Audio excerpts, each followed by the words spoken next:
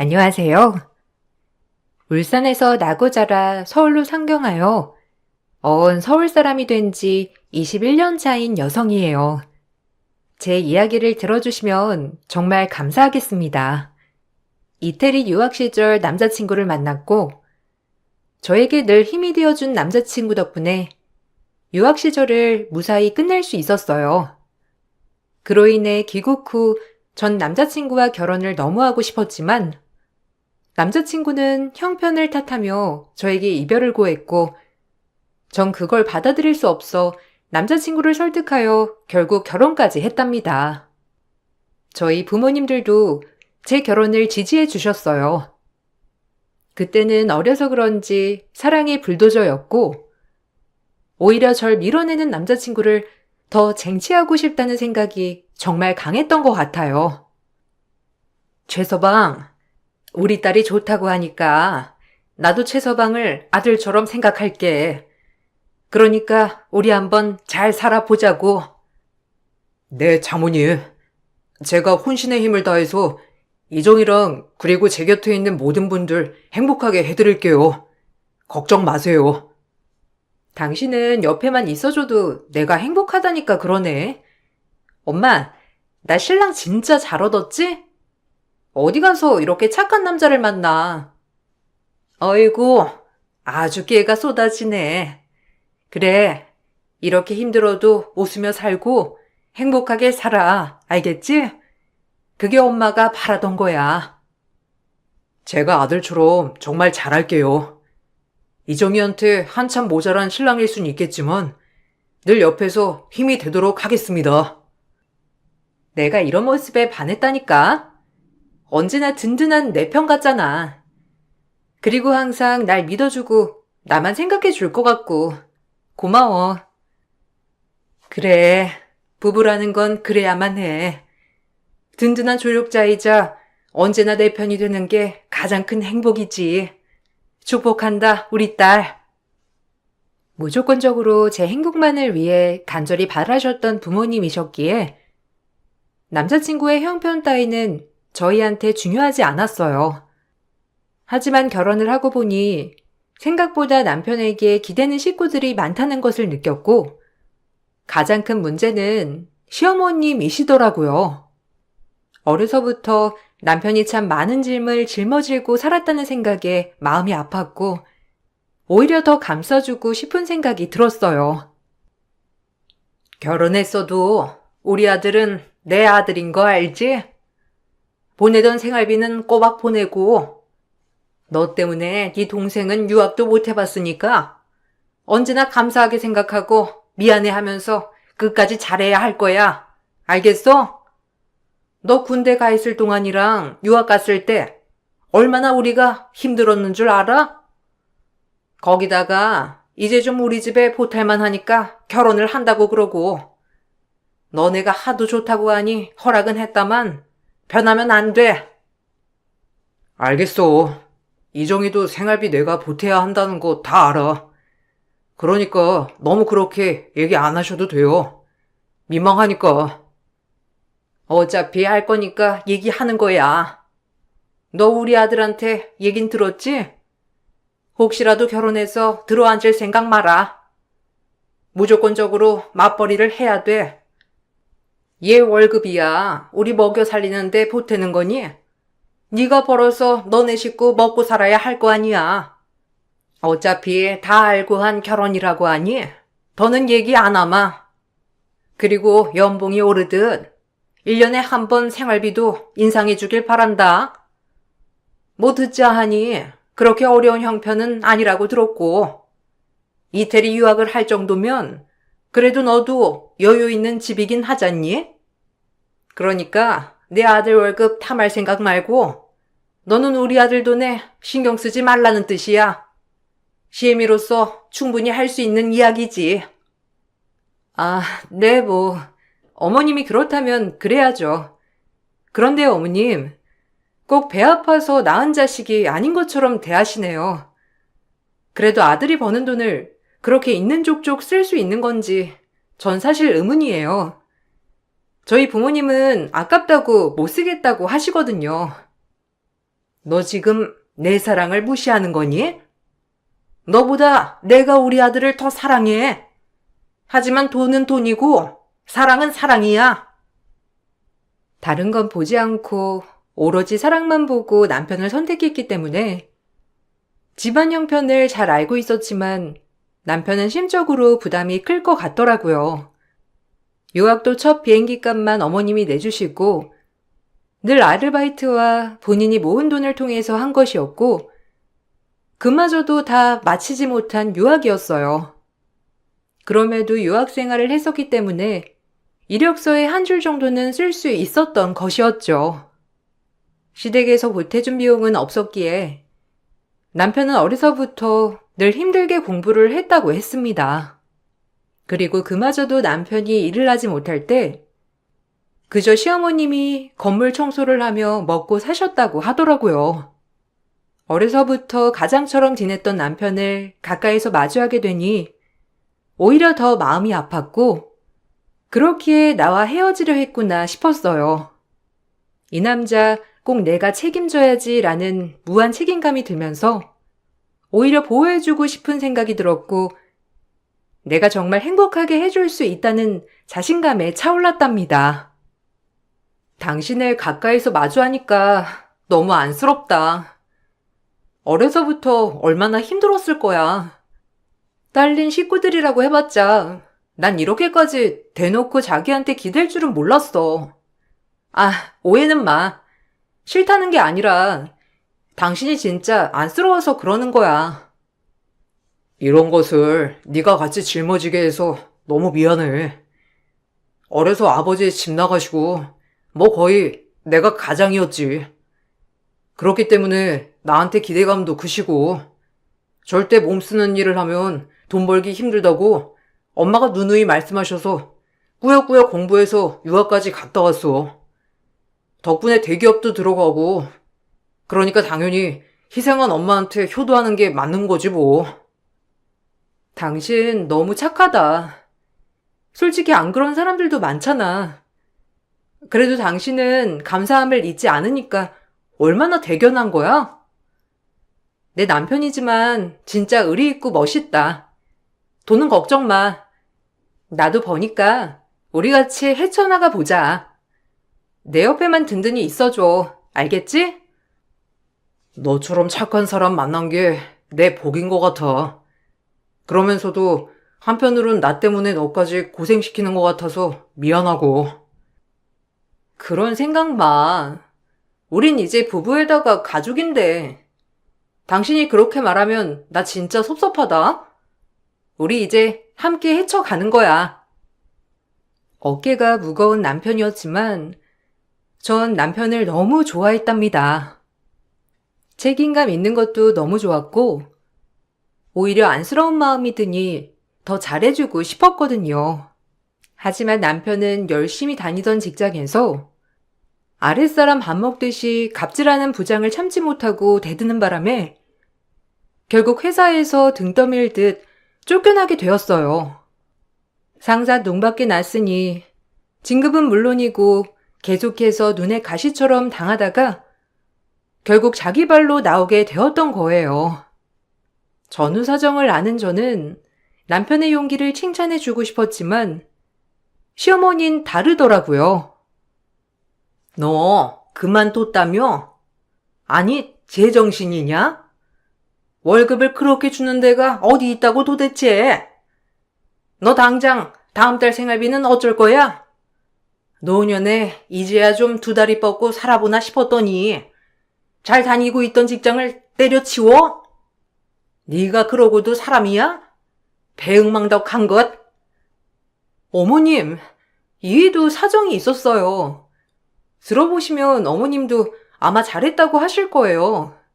그러니까 고정하시고 들어보세요. 넌 빠져. 넌 만나서 얘가 정신이 해이해진 거 아니야? 악착같이 회사 다니던 애가 갑자기 왜 일을 그만둬? 너 우리 말고 얘가 네 가족이라고 생각하는 거 아니겠지? 절대 잊지 말아야 할 거야. 우리한테 갚아야 할 빚이 있다는 거. 막노동을 해서라도 다음 달 생활비 부족하지 않게 보내라. 지금 너만 기다리고 있는 나랑 현철이를 생각해. 알겠어? 엄마, 진짜 너무하네요. 저 어려서부터 제가 아르바이트하며 생활비 벌고 학교 다녔어요. 아, 그래요? 유학 갈 때 비행기표 해주신 거? 진짜 감사하죠. 근데 남들 다 보내주는 유학 보내주신 것도 아니고 저 거기서도 매일 아르바이트 하면서 잠도 못 자고 공부했다고요. 근데 저한테 왜 그만뒀냐고 물어보진 못할 망정 지금 생활비 때문에 이렇게 찾아오신 거예요? 엄마한테 저는 뭐죠? 돈 벌어다 주는 기계인가요? 저도 이제 지쳐요, 진짜. 언제 한번 따뜻한 말 한마디 해준 적 있냐고요? 어머머, 얘 나한테 대드는 것 좀 봐라. 여자한테 빠지더니 아주 우릴 가족으로 여기질 않는구나, 네가. 괘씸한 것. 어머님이 너무하신 거예요. 이 사람이 오죽 참았으면 저렇게 한마디 할까요? 일단은 돌아가세요. 저도 너무 속상하네요. 시어머니는 당황하며 자리를 뜨셨고 그날 남편은 엄청 울었는데 그 모습에 마음이 너무 아팠답니다. 사실 회사를 나오면서도 가장 걱정을 한 부분이 시댁 생활비였거든요. 전 남편이 이렇게까지 힘들어하는 게 이해가 가지 않았고 마음이 안 좋았어요. 오히려 앞가리 많은 남동생과 시어머니가 있는데 왜 이렇게 짐을 혼자 짊어지나 싶은 생각에 안쓰러웠거든요. 근데 도련님도 이제 직장 생활 하시는데 왜 어머님은 자기한테만 그러셔? 자기도 속상할 텐데 진짜 너무하신 거 아니야? 내가 아버지를 제일 많이 닮았대. 엄마 말론 아버지가 무책임하게 그렇게 떠나버리고 엄마가 늘 술만 드시면 나를 보면서 푸념을 하셨거든. 그래도 엄마니까 내가 이해해야지 했고 힘들게 혼자 우리 키워주시는 엄마한테 효도하고 싶었어. 그래서 더 악착같이 아르바이트하고 엄마한테 보탬이 되니까 그제야 웃으시더라. 그때부터지 뭐. 미안해. 자기가 왜 미안해. 솔직히 난 자기 좀 쉬어도 된다고 생각해. 자기 의사는 아니었지만 어쨌든 잘못해서 나온 것도 아니고 그 윗사람들이 이상한 거잖아. 어머님네 생활비는 내가 어떻게든 해볼 테니까 자기 너무 걱정 말고 좀 쉬어. 시어머니는 집 나가서 소식이 끊긴 아버지를 닮은 제 남편이 그저 밉다고 했고 당연히 부양을 해야 한다고 했더라고요. 혼자서 아들 둘을 키워내는 엄마가 안쓰러워. 이렇게 남편은 악착같이 시어머니와 남동생을 책임지고 있던 거였어요. 그러기에 저의 만류에도 남편은 절대 쉬지 않고 일자리를 끊임없이 알아보았고 중간중간 세차장에 가서 세차 아르바이트도 하였어요. 학생 때부터 이미 아르바이트 레벨이 만렙이었던 남편이었기에 뭐든 열심히 했답니다. 하지만 그런 남편을 보기가 너무 안쓰러운 생각이 들면서 같이 짐을 덜으려고 결혼을 했는데 남편만 고생하고 있는 것 같아 오히려 미안한 마음이 들었어요. 하지만 시어머니는 이 와중에 남편 걱정은커녕 이모부 회사라도 들어가라며 소리를 버럭버럭 질러대고 화를 내시더라고요. 이모부가 너 회사에 들어오란다. 이렇게까지 내가 쪽이 팔려야겠니? 유학까지 보내놔가지고 대기업 들어갔다고 자랑자랑을 했는데 지금 이게 뭐하는 짓이야? 내가 진짜 어쨌든 일은 해야 하니까 네가 가서 잘 배워와. 이모부 회사가 대부업체인데 제가 거기에서 어떻게 일을 해요? 일 구하고 있으니까 좀 기다려요, 제발. 어머님, 이희도 좀 숨 쉴 시간은 주셔야죠. 솔직히 도련님도 일하시고 어머님도 건강하신데 왜 이 사람한테만 너무 가정을 부양하라는 건 욕심 아닌가요? 제3자가 봐도 안쓰러워 죽겠는데 어머님은 이해가 안쓰럽지도 않으세요? 전 안타깝던데. 네가 이렇게 부추기니까 얘가 회사를 그만둔 거로구나. 이제야 수수께끼가 풀린다. 좋은 대학 들어가서 좋은 직장 척하니 들어갔는데 왜 지발로 나왔나 했어. 네가 부추겼지? 얘가 원래 이런 애가 아니었거든. 다 너 때문이잖아. 억지 좀 그만 쓰세요. 옆에서 보기 안쓰러워 그러니까. 그리고 이모부님 회사는 제가 반대네요. 직업에 기천은 없지만 그래도 갑자기 일수라니. 아무리 어머님도 돈이 급하셔도 아들 사지로 내모는 거 진짜 아니거든요. 그러니까 돌아가 주세요. 어머님은 저에게 막말을 하시며 노발대발 하셨지만 겨우 남편이 말려서 돌아갔어요. 이 사태를 겪자 남편은 하루라도 빨리 일자리를 구해야겠다는 생각만 가득한 것 같더라고요. 하지만 남편의 학벌은 너무 좋으나 상대적으로 경력과 전 직장에서 퇴사한 그 이유 때문에 다른 직장에 취직하기가 힘들었어요. 오히려 중소기업은 학벌이 너무 좋아서 안 된다고 번번이 거절당하기 일쑤였고, 같은 대기업에서는 남편을 반가워할 리가 없었답니다. 그렇게 남편의 자존감은 말로 할 수 없이 낮아졌어요. 내가 이렇게 무능력하다는 걸 이제야 느껴. 그래도 엄청 노력하고 열심히 살았다고 자부해왔는데 어쩜 이러나 몰라. 아니야. 자기가 왜 무능해. 그런 말 마. 내가 그럼 자기랑 결혼했겠어?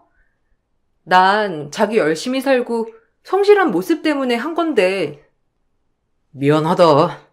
당신한테도 큰돈 한 번 안겨주지 못하고 번번이 어머니한테 드려야 하는 가장이란 참 못났지?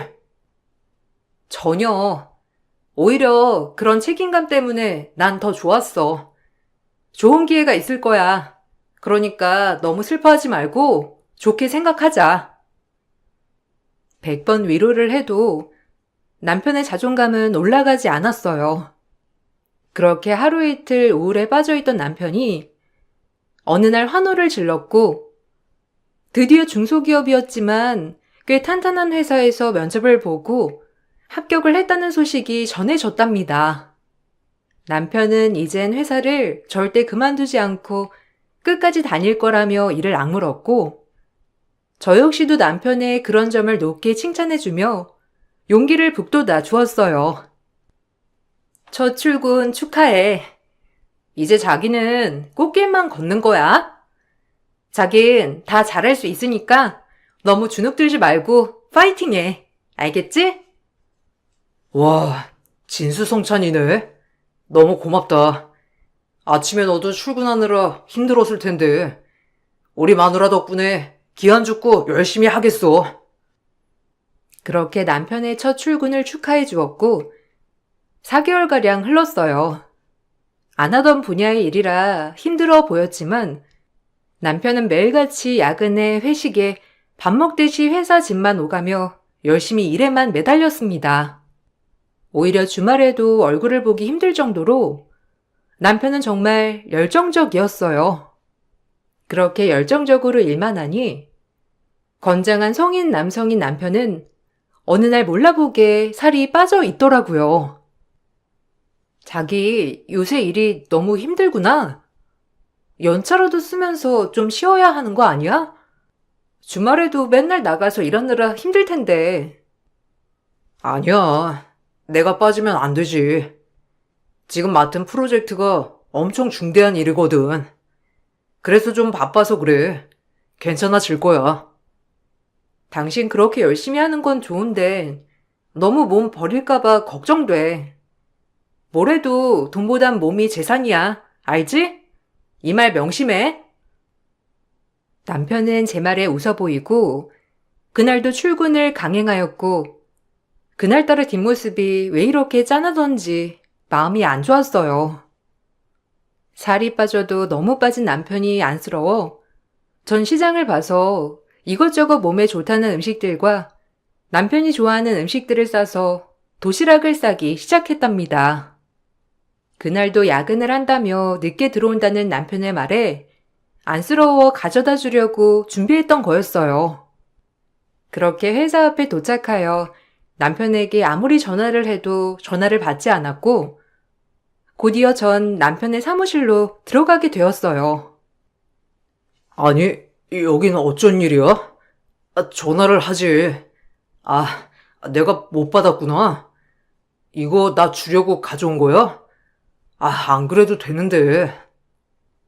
자기 아침에 헬쑥한 거 보니까 너무 마음이 안 좋아서 가만히 있을 수가 있어야지. 야근이라도 밥은 꼭 챙기면서 해. 이거 자기가 좋아하는 거랑 오늘 시장 가서 싱싱한 것들로만 사가지고 막 만든 거야. 먹고 해. 야근이라 자유로울 거 아냐. 고마워. 일단 나 진짜 너무 바빠서 내가 알아서 먹을게. 자기는 먼저 집에 가서 쉬고 있어. 얼른 마치고 갈게. 그렇게 남편은 도시락을 받고 고맙다고 하곤 절 서둘러 돌려보내려고 했어요. 너무 급박하게 돌려보내려고 하길래 얼마나 일이 바쁘면 저럴까 싶은 것이 마음이 안 좋았지만 그래도 일을 해야 하니 뒤를 돌아섰어요. 그리고 로비로 걸어 나오려고 하는데 남편이 도시락을 가지고 화장실로 가는 모습을 보게 되었고 이상하길래 뒤따라가 봤더니 보이진 않았지만 화장실 변기에 쭈그려 앉아 저녁을 우걱우걱 먹는 소리가 들리더라고요. 순간 이게 뭐지 싶다가 너무 꼬치꼬치 캐물으면 남편이 곤란할까봐 일단은 모른 척하고 화장실을 빠져나오게 되었고 생각에 잠겨 걷고 있는데 그때 웬 쩌렁쩌렁한 소리가 들리더라고요. 분명 제 남편을 칭하는 것 같아 발걸음을 멈추고 그 사람이 하는 이야기를 듣게 되었고 전 심장이 내려앉았어요. 최주임, 사직서 아직 못 받았어? 지겨운 놈. 겨우 낙하산으로 들어온 주제에 지발로 안 나가고 백이나 한번 보자고. 그래도 최주임 일하는 거 보면 작실하고 낙하산 같진 않던데요? 엄청 열심히 하는 거 보니까 저도 좀 그렇던데. 그럼 내가 엄한 놈 자르려고 한단 말이야? 자네 말 이상하게 한다? 내가 엄청 못난 놈으로 들리니까 기분 그렇네. 에이, 여부가 있겠습니까? 그냥 제 생각이 그렇다는 거지. 너무 마음에 담아두지 마세요. 그냥 한 말이니까요. 내가 꼴도 보기 싫으니까 내 앞에서 밥도 먹지 말라고 했어. 그런 놈이 꼭 식충이란 말이지. 건수 하나 물어봐 어디? 살 빠진 남편한테 사내짐이 챙겨갔더니 남편이 회사 변기에 앉아 저녁을 먹었고 그걸 알고 모른 척 하려고 했던 그때 회사 대표가 남편의 이야기를 하고 있는 것을 발견했어요. 이윽고 남편의 대표와 내가 얼굴을 마주한 순간 대표는 사색이 되어 벌벌 떨며 내 앞에 털썩 무릎을 꿇었답니다. 전 정말이지 대표를 용서할 수 없었고 남편을 위해 그렇게 해서도 안 되었어요. 그동안 이런 식으로 회사를 운영해 오셨군요. 들어보니 낙하산이라고 눈에 가시처럼 여겼나 본데 그러는 당신은 낙하산 아닌가? 낙하산이 낙하산을 견제하다니 아주 웃기는 꼴이구만. 아빠한테 그대로 얘기해서 당신 해임만 건의할 거야. 그리 알아. 아니, 아가씨가 어떻게? 그냥 저 직원이 하도 설치는 게 좀 그래서 제가 대표로서 교육을 시켜주려고 했던 겁니다. 당신은 그렇게 깨끗한가? 나도 그럼 제대로 당신 정신교육 좀 시켜줘야겠네. 나도 이대로 있을 순 없으니까, 맞죠? 아니, 저 사람이랑 아가씨가 무슨 사이길래 이렇게까지 하시는 거예요?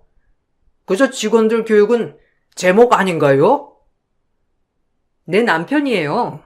그럼 이해가 가시나요? 그러니까 저 말리지 마세요.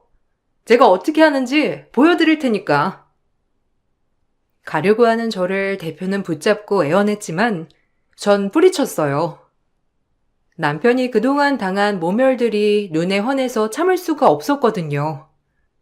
사실은 그 회사는 저희 아버지의 회사였고 아버지는 경영에서 물러나 지금은 전문 경영인을 두고 회사를 운영해 왔답니다. 하지만 전문 경영인은 아버지가 예전에 회사를 운영할 때 데리고 있던 부장이었고 그 부장을 경영인으로 추대한 거예요. 남편이 번번이 회사 입사에 낙방하자 제가 은근슬쩍 이 회사에 지원해보라고 권유를 하였고 그렇게 취직이 되었던 겁니다. 하지만 대표는 본인 또한 낙하산임에도 같은 낙하산을 견제한 이유는 혹시라도 본인의 자리를 뺏길까봐 남편을 계속해서 견제했고 아버지의 뺏기기도 하니 본인이 내보낼 수는 없기에 알아서 제 발로 나가 떨어지게끔 계속해서 괴롭혀 왔던 거예요. 당연히 남편은 제 아버지의 회사인 줄도 몰랐고 제가 비밀로 해서 그런지 아버지 때문에 회사에 입사하게 된 줄도 몰랐답니다. 최서방, 회사에서 일 잘한다고 소문이 자자하더라. 근데 김 부장이 그렇게 사람을 괴롭힐 줄이야. 내가 몰랐어. 아빠 백으로 여태까지 목숨만 부지하고 있던 대표 직함, 이제 해임시켜야 할 것 같아요. 그 사람 부정도 많이 저질렀잖아요. 그러지 않아도 생각하고 있었다. 요즘 김 부장이 일 잘하는 직원들 다 내치려고 하고 자기 사람들로 채우려고 한다는 거 나도 들었거든. 근데 최서방한테까지 그럴 줄은 몰랐지. 최서방이 마음고생 많았겠어. 그 일은 내가 알아서 처리하마.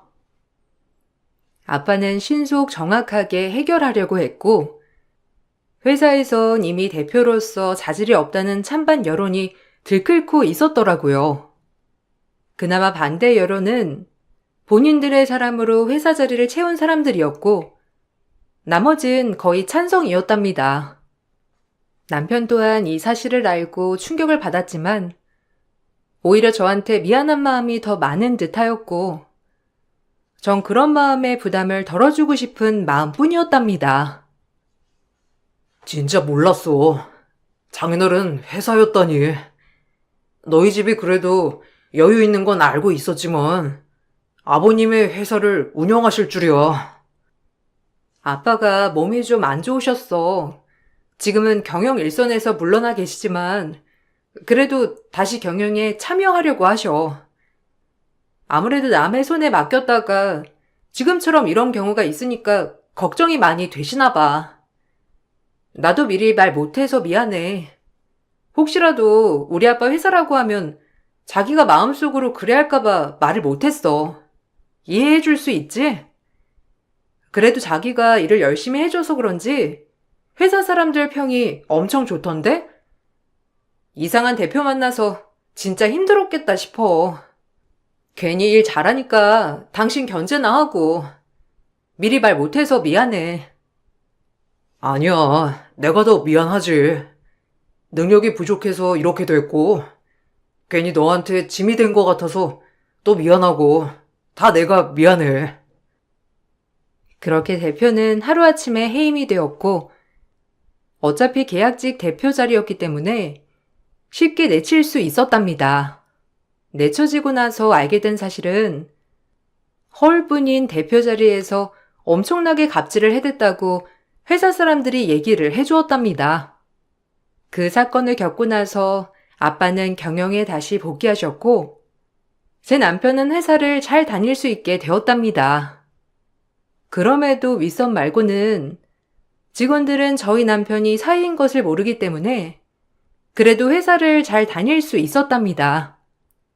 그리고 아빠가 경영에 다시 복귀하시고 대대적으로 인사정리가 이루어졌는데 남편이 사이인 것을 모르고 있던 사람들은 오로지 남편의 일정 능력을 평가하여 팀장으로 적극 추천하였고 남편은 팀장 직함을 달게 되었답니다.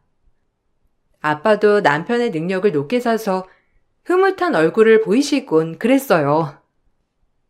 최서방 때문에 내가 오히려 도움받는 게 많아. 진작 내 회사에 채용할 걸.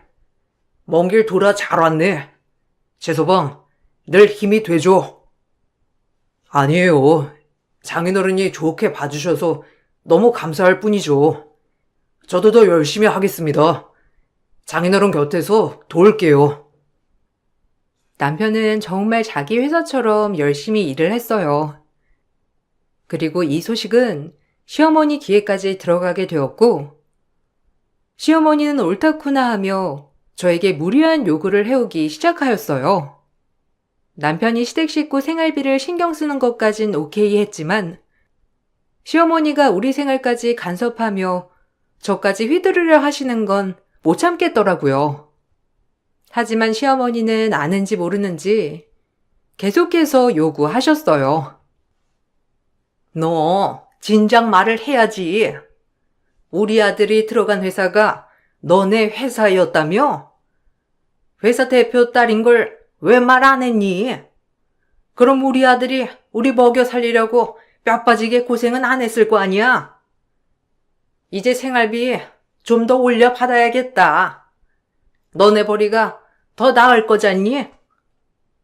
아니요, 어머님. 이 월급에서 주는 만큼만 받아가세요.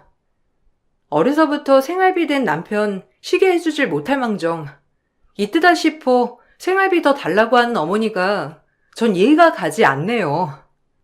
남인 저도 이렇게 마음이 아픈데 어머님은 안 아프세요? 이가 회사에서 어떻게 버티고 있었는지 마음 안 아프세요? 지금이야 나아졌지만 그 전에 살이 얼마나 빠지고 힘들었는데요. 근데 이해가 왜 악착같이 버텼겠어요? 그런 마음을 좀 헤아리신다면 절대 이렇게 못하세요. 아셨어요? 정말 대단하시네요. 지가 이 집에 장남으로 태어났으면 할 도리를 하는 거지. 뭘 그리 아깝다고 그러냐? 네가 엄마여? 왜 네가 난리야? 그리고 너네 아빠 회사인데 좀 더 챙겨주겠지. 그런데도 나보고 그냥 주는 돈만 받으라고? 난 그렇게는 못한다. 어머님, 욕심이 지나치시네요.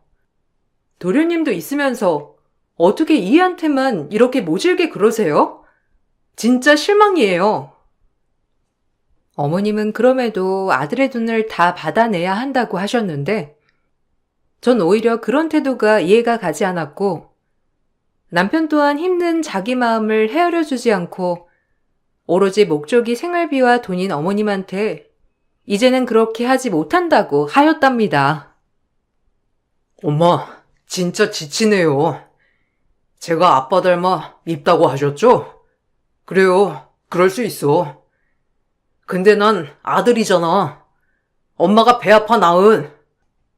어떻게 나만 보면 돈돈 할 수가 있어요? 진짜 너무 힘들다 나도. 내가 이렇게 사는 게 맞나 싶어. 원래 아들이 행복하길 바라야 하는 거 아닌가? 근데 엄마는 어려서부터 지금까지 그렇게들 나만 보면 돈돈 하는데 제대로 된 사랑을 받았나 싶어. 너 안 버리고 키워준 게 누군데 지금 와서 이래? 나한테 여태까지 상납 잘했잖아. 근데 갑자기 부자 처가 얻으니까 이러는 거니? 부자 처가 뒀으니까 이제 나한테 돈 더 많이 달라는 게 엄마 욕심이야? 하던 대로 상납이나 제대로 해. 상납이라는 단어를 쓰는 시어머니에게 오만정이 다 떨어지는 순간이었고, 남편 또한 많은 것이 스쳐 지나가는 얼굴이었답니다. 그리고 결심한 듯 어머니께 일정 금액의 용돈 말고는 이제 드리지 않겠다고 선언을 하자 어머님은 난리가 났어요. 네가 이렇게 오래 버려? 네 동생 이제 막 사회생활 시작한 애가 어떻게 날 먹여 살리라는 거니? 네가 도움을 줘야지. 저도 할 만큼 했잖아요. 엄마 자식이 나밖에 없어요? 현철이도 있잖아요. 그리고 이제 현철이랑 보태서 엄마한테 용돈 드리는 게 그것도 싫으세요? 제가 언제까지 제 월급 모두를 바쳐야 하냐고요. 저도 가장이고 남편이에요, 엄마. 내가 결혼하랬니? 너 이럴까봐 내가 결혼하지 말랬던 거야. 넌 하던 대로 해. 얘 내 집 부자라며. 그럼 얘가 벌어오면 되잖아. 평생 엄마를 부양해야 하고 제가 버는 돈 모두를 엄마가 가져가야 한다는 생각이 변하지 않는다면 저 이제 그만할게요. 뭘 그만해? 지금 그 뜻 뭐야 너? 뭐 이제 돈이라도 끊겠다는 거야? 그렇게는 안 되지. 네가 내 아들인데 어디 감히 부양을 포기해? 그만 좀 하세요. 얘가 오죽하면 그러겠어요? 어머님은 진짜 이기적이고 본인밖에 모르세요. 얘가 불쌍해지네요. 오호라, 네 년이 화근이구나. 네가 집에서 부추긴 거야. 착하던 애가 대들 줄도 알고 이게 다 너 때문이야. 어머님은 이게 다 제 탓이라며 제 뺨을 날리셨고 남편은 그런 어머님을 밀치고 저를 데리고 나왔답니다. 그리고 용돈마저도 주지 않겠다고 하면서 모든 관계를 끊어낸다고 했어요. 제가 남편의 가정사에 왈가왈부할 건 아니지만 저 역시 그게 맞다고 생각을 했죠.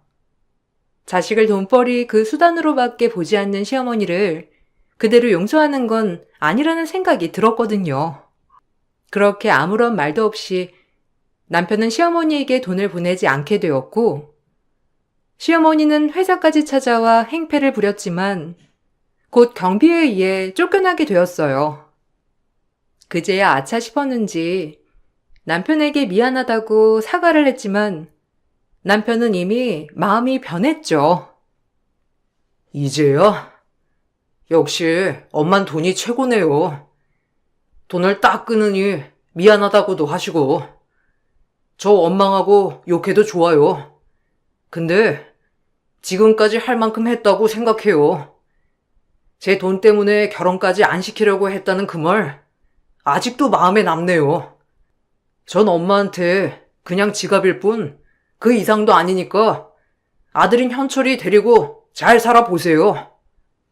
그 지갑은 이제 사라져 드릴 테니 영 끊자고요. 그땐 화가 나니까 한 말이잖아. 그러니까 너무 그렇게 생각하지 마라. 네가 우릴 버리면 우린 어쩌라는 거야. 당장 다음 달에 나 계하는 것도 있는데 돈은 내야 할 거 아니니? 그래도 네가 벌이가 좋잖아. 그러니까 내 말 듣고 이제 현철이한테 달라고 하세요. 전 엄마 아들 아니니까. 진작 이랬어야 했는데 제가 너무 끌려다닌 거죠. 이제 일어날게요. 시댁과 손절 엔딩으로 마무리가 되었고 저흰 그로부터 4년을 더 살고 지금 아이를 낳아 키우고 있어요. 남편은 가정에 엄청 헌신적인 사람이랍니다. 태어나서 지금 이 순간이 제일 행복하다고 하는 남편을 볼 때마다 마음이 찡하기도 해요. 이런 완전한 행복을 꿈꿨던 평범한 사람일 뿐인데 늘 그렇게 가장의 짐을 메고 일만 하며 살았으니 어땠을까 싶은 게 제가 더 행복하게 해주고 싶은 마음뿐이랍니다. 남들은 가끔 저를 보고 오히려 남자 같다고 하는 분들도 더러 계시지만 남편이 조금이라도 편해지는 게 제가 행복한 길이 아닐까 싶어요. 저희 아빠가 건강이 노쇠해짐에 따라 어느 순간 제 남편과 제가 회사를 이끌어가는 날도 오겠죠? 그렇게 생각하며 책임감 갖고 열심히 살고 있어요. 이 글을 쓰다 보니 남편 인생의 최고 빌런은 직장 상사가 아닌 시어머니가 아닐까 싶은 생각이 드네요. 지금 가장 남편이 편안해 보이니깐요. 평범한 인생이 제일 어려운 거라는 말을 실감하고 사는 요즘, 여러분들도 작은 행복을 놓치지 않고 사셨으면 좋겠어요. 그럼 이만 제 글을 여기까지 하고 마무리하겠습니다. 들어주셔서 감사드리고 기분 좋은 하루 보내세요. 안녕하세요. 저는 30대 초반 여자입니다. 제가 사연을 신청한 이유부터 말씀드리자면 6개월 전쯤에 시댁에서 여행을 간 적이 있었어요. 그때 당시 저는 회사 일이 많이 바빴던 시기라 시간적 여유가 없을 것 같다고 말씀드렸었는데 제 위로 새형님이 결혼한 지 몇 년 되지도 않았는데 벌써부터 모임에 빠진다며 상당히 안 좋게 보길래 어쩔 수 없이 회사의 사정을 얘기한 뒤 시댁 모임에 참석을 하게 되었죠. 그렇게 아침 일찍 시댁에 모여 차를 2대로 출발했어요. 한 대가 밴이라 그곳에는 시부모님과 새 아주버님 그리고 남편이 함께 타기로 했었고 다른 한 대에는 새 형님과 제가 타기로 했었죠. 중간중간 휴게소에 들렸을 때 시부모님과 남편을 챙기면서 큰 문제 없이 무난하게 일정을 소화하고 있었는데 목적지의 절반 정도 왔을 때 운전을 하시던 큰형님이 뒷좌석에 타고 있던 저에게 말을 붙여왔어요. 그런데 밝았던 분위기를 갑자기 조정하더니 저에게 너무 버릇없다는 말을 꺼내면서 심각하게 분위기를 몰아갔습니다. 시댁에서 모임이 있을 때는 군말 없이 따라야 되는 건데 저는 한 번 말하면 듣지를 않는다고 불만을 털어놓고 있었죠. 괜한 오해를 불러일으킨 것 같아 최대한 침착하게 제 사정을 설명하려 노력했는데 큰형님은 말대꾸를 한다면서 화를 내기 시작했고 둘째, 셋째 형님들도 큰형님의 말에 동조하고 있었죠. 차 안의 분위기는 걷잡을 수 없이 안 좋아지기 시작했고 저는 차라리 입을 다물고 있는 게 좋을 것 같아 형님들의 말을 묵묵히 듣고 있었습니다. 속은 정말 말이 아니었지만 그래도 제가 참아야만 안 좋아진 상황을 최대한 빨리 정리할 수 있을 줄 알았어요. 그런데 이번에는 아무 말도 하지 않는다고 더 크게 화를 내었죠. 동서는 뭐가 그렇게 불만이야? 내가 얘기하는 걸 상당히 마음에 안 들어 하는 것 같은데 동서만 사정을 봐줘야 되는 건 아니잖아. 우리는 한가하니? 내가 한 소리 하기 전에 알아서 조절했으면 됐을 거 아니야. 괜히 쓴소리 해야지만 그제서야 회사에 사정을 얘기해서 조절했다고 얘기하면 마지못해 어쩔 수 없이 가는 것처럼 보이잖아. 자주 있는 모임도 아니고 어쩌다 한 번씩 가는 단체 여행인데 얼마나 바쁘다고 가족 모임을 빠지려 들어. 이번에만 그런 것도 아니잖아. 저번에도 한 번 참고 넘어갔으면 눈치껏 행동을 해야지. 내가 봤을 때 동서는 회사 일이 별로 바쁘지도 않은데 일부러 안 가려고 꾀부리는 거지? 막내 며느리니까 할 일도 많을 것 같고 눈치도 봐야 하니 여행보다는 수발들러 오는 것 같아서 계속 빠지려는 거잖아. 우리가 동서보다 몇 년을 더 살았고 시댁에서 며느리로 몇 년을 더 지냈어. 동서도 막내로 들어왔으면 기본적으로 해야 될 건 말을 안 해도 알아서 눈치껏 좀 행동했으면 좋겠네. 형님은 어쩜 제가 하고 싶은 말을 콕 집어서 얘기해 주세요. 정말 저도 막내 동서 하는 행동을 보면 너무 답답하고 화가 나서 한마디 하려고 했던 게 목구멍까지 차올랐다가 형님 앞에서 제가 한 소리 하는 건 아닌 것 같아 참고 있었거든요. 그런데 막내 동서는 정말 개념이 너무 없는 것 같다니까요. 저는 정말 회사에서 빠질 수 있는 상황이 아니라서 제 사정을 말씀드린 것 뿐이었어요. 일부러 빠지려고 없는 일을 꾸미거나 한 적은 정말 없었어요. 어머, 형님들이 얘기하는데 어디서 토를 달아? 나는 동서가 들어오기 전에 내가 막내였을 때는 시키는 건 뭐든지 했었고 모임에도 빠진 적은 단 한 번도 없었다고.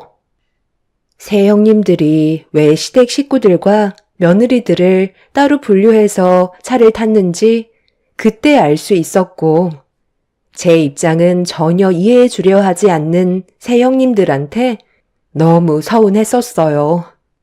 그렇게 차 안의 분위기는 점점 안 좋아졌고, 그동안 저에게 쌓인 게 많았었는지 새 형님들은 쉬지 않고 불만을 털어놓으며 막말까지 뱉었어요. 저도 사람인지라 밟으면 꿈틀거린다고 속마음을 더 이상 숨기고 싶지 않았어요.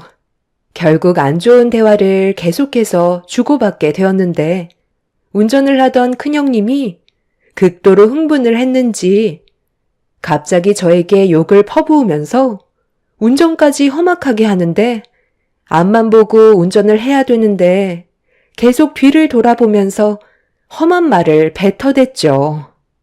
불안했던 상황 속에 앞차가 갑자기 브레이크를 밟았는데 큰형님은 앞차와의 간격을 유지하지 않고 운전을 하다가 브레이크를 늦게 밟는 바람에 너무 놀랐는지 충돌을 피하려고 운전대를 틀었습니다. 한 바퀴 돌던 차량 안에서는 비명소리가 울려 퍼지면서 제가 앉아있던 후미와 다른 차량과의 충돌이 일어나고 말았습니다. 부딪힌 건 기억이 나는데 그 이후로는 제 머릿속에 아무런 기억조차 남아있지 않았었죠. 얼마의 시간이 지났는지 모르는 상황 속에 제가 고통스러워하며 움직이자 제 목소리를 들은 남편과 시댁 식구들이 웅성거리고 있었어요. 그런데 눈을 뜰 수 없을 정도로 엄청나게 큰 고통이 찾아왔었죠. 알고 보니 교통사고 충돌로 인해 창문 유리창이 깨지면서 파편들이 눈에 들어갔고 갈비뼈와 손목 골절까지 있는 충격적인 상황이었어요. 대수술을 받은 저는 언제 회복이 될지 전혀 모르는 상태였고 양쪽 눈은 수술로 인해 앞이 보이지 않게 되는 불행이 찾아오고 말았죠. 의사 말로는 시력이 회복이 될지 안 될지 그건 차후에 지켜봐야 한다고 나중에 추가적인 수술을 진행해야 될 수도 있다면서 경과를 지켜볼 수밖에 없다며 만약 수술 경과가 좋지 않아 회복이 되지 않게 되었을 때는 평생 시력을 회복할 수가 없어 앞을 볼 수 없다는 충격적인 진단 결과를 듣게 되었죠. 그날 이후 저는 아무것도 할 수가 없었고 새 형님들에 대한 원망으로 가득 차 있었습니다. 새 형님들은 타박상 정도였지만 저만 크게 다친 거에 대해 미안하게 생각했는지 병문안을 자주 와서 제 옆에서 상당히 많은 걸 도와줬었어요. 하지만 저는 이미 마음의 문이 완전히 닫혀버린 상태라 그런 형님들의 모습들이 가식적으로밖에 안 보였었어요. 그렇게 몇 달 동안 병원에 입원해 있으면서 저는 형님들이 병원에 오는 걸 원하지 않는다고 난리를 쳤었지만 끝까지 변함없는 모습으로 저를 간호해 주었고 시간이 지날수록 저도 점점 분노했던 마음이 수그러들게 되었어요. 비록 앞은 보이지 않았지만 목소리에서 느껴지는 새 형님들은 저를 친자매처럼 챙겨 주었죠. 병원에서는 시력이 언제 돌아올지 몰라 경과를 지켜봐야 한다며 다른 곳은 크게 문제가 없으니 일단 퇴원해서 편하게 쉬는 게 좋을 것 같다고 말씀하시길래 그렇게 퇴원을 하게 되었습니다. 한동안 저희 부모님께서 자주 왔다 갔다 하시면서 도와주셔서 크게 어려운 건 없었어요. 화장실 가는 것 빼고는 거의 움직이지 않았었죠. 집에 온 지 한 일주일쯤 지났을 시점에 남편이 시부모님께서 제 몸 상태가 어떤지 궁금해한다며 저희 집에 오신다고 했었는데 새 형님 내외까지 같이 온다는 말에 가족 모두를 저희 집에 전부 수용할 수 있는 상황은 아닌지라 차라리 시댁에 잠깐 들리는 게 좋을 것 같아 남편한테 시댁으로 가는 게 좋을 것 같다고 제 생각을 얘기하게 되었고, 그렇게 저희 부부는 시부모님을 찾아뵙게 되었어요. 그리고 뒤이어 새 형님 내외도 시끌벅적하게 들어오면서 제 몸 상태는 어떤지 물어보길래 자리에서 일어나 인사를 드리자 큰형님은 뭐하러 일어나냐고 몸도 힘든데 가만히 앉아 있으라고 저를 배려해 주었어요. 하루빨리 이런 생활에서 벗어나고 싶었어요. 앞이 보이질 않으니 목소리로 그 사람들의 얼굴을 상상할 수밖에 없었죠. 그나저나 병원에서는 언제까지 기다려야 한다니? 앞이 보이지 않으니까 너무 답답하지? 하루빨리 좋아져야 할 텐데 계속 약만 먹고 있으니까 너무 걱정이다. 병원에서도 아직 그렇다 할 답을 주지 못하고 있는 상황이에요. 며칠 전에 검사를 다시 해봤는데 어쩌면 다시 수술을 해야 될 수도 있다고 했거든요. 그 전에 회복이 될 수도 있으니까 조금 더 지켜보는 걸로 결정하긴 했지만 아마 다시 수술을 진행해야 될지도 모르겠어요. 앞이 전혀 보이지 않거든요. 에휴, 좀 더 큰 병원으로 가보는 건 어때? 내가 마음이 너무 아파서 더는 못 보겠다. 동서가 하루빨리 앞이 보여야 내 마음도 조금은 편해질 텐데 회복이 너무 더디니까 나까지 조급해지는 것 같아. 벌써 3달이 훌쩍 넘었잖아. 이러다 영영 시력을 회복 못하는 거 아니야? 수술하면 확실히 좋아진대? 그것도 장담할 수 없을 것 같아요. 워낙 손상이 많이 돼서 시간이 꽤 필요한가 봐요. 저도 시력을 되찾았으면 좋겠어요. 보이기만 한다면 소원이 없겠네요. 시댁 식구들도 제가 앞을 볼 수 없다는 거에 많이 힘들어하고 있었지만 저 또한 답답한 시간들이 하루빨리 지나가길 원했었어요. 병원에서는 최대한 빠른 시일 내에 수술 일정을 다시 잡기로 했었지만 그 시간도 저에게는 너무 길게만 느껴지고 있었죠. 그렇게 시댁 식구들과 시간을 보내다가 잠깐 쉬고 싶어 남편의 도움을 받아 방에 들어가 먼저 누웠어요. 그날은 시댁에서 자고 가기로 결정했었거든요. 남편은 아주버님들과 술 한잔하고 뒤늦게 방으로 들어와 눈을 붙였고 인기척에 잠깐 눈을 떴다가 다시 잠이 들었는데 형님들이 거실에서 나누는 대화 소리가 방 안에까지 들려오고 있었어요. 앞이 보이지 않으니 귀가 예민해졌는지 작은 소리도 귀를 기울이게 되었었죠. 그리고 저를 진심으로 걱정해 준다고 생각했던 새 형님들의 속마음을 들을 수 있었죠. 형님, 언제까지 이 짓을 해야 되는 거예요? 이 정도 했으면 됐잖아요. 저는 더 이상 못 해먹겠어요. 시부모님 앞에서 연기하는 것도 이제 지친다고요. 그러니까 이게 벌써 몇 달이에요? 앞이 안 보인다고 모든 일들을 전부 열애하고 있잖아요. 저희는 부엌에서 땀 흘리며 힘들게 음식하고 있는데 막내 동서는 앞이 안 보인다고 시부모님이랑 웃으면서 수다나 떨고 있으니 그 모습을 보는 제가 얼마나 속이 뒤집어지는지 알아요? 제가 봤을 때 앞으로 평생 장님으로 살아야 될 것 같은데 그냥 막 부려먹으면 안 돼요. 아버님 어머님도 정말 너무한 것 같아요. 저희 입장은 조금도 생각해주지 않잖아요. 별 수 있어. 환자라고 감싸고 도니까 나도 어떻게 할 방법이 없다. 차라리 앞이 안 보이는 게 훨씬 더 좋을지도 몰라. 그냥 무시하면서 지내면 되잖아. 앞이 안 보이니까 우리가 뭔 짓을 하던 아무것도 모를 거고, 우리가 발을 걸어도 자기가 실수로 넘어진 줄 알겠지. 우리가 스트레스 받았던 거 전부 다 풀어버리자고.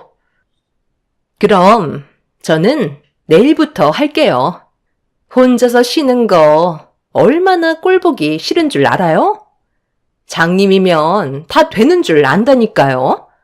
이제는 아예 움직일 생각조차 안 해요. 그렇다고 너무 티나게들 하지는 말고, 잘못하다가 또 어디 하나 부러지기라도 하면 그것도 참 곤란하다고. 말 안 해도 동서들이 잘 하겠지만 웬만하면 티 안 나는 것들로 해주면 좋을 것 같아. 예를 들자면 상한 음식을 먹인다던가, 아니면 걸레로 얼굴을 닦아주던가, 그런 거 왜 있잖아. 어차피 볼 수도 없는데 우리가 뭔 짓을 하던 어떻게 알겠어? 나는 내일 막내 동서가 아침에 나오면 문 앞에서 발을 걸어 넘어뜨리려고. 그리고 걱정해주는 척 일으켜주면 뭘 알겠어? 저는 그럼 얼굴 닦아준다고 화장실 데려가서 변기물로 세안시킨 뒤에 발수건으로 얼굴 닦게 해줘야 되겠어요. 그래야 속이 풀릴 것 같네요. 어머, 저는 지금 당장 우유 하나 빼놔야겠어요.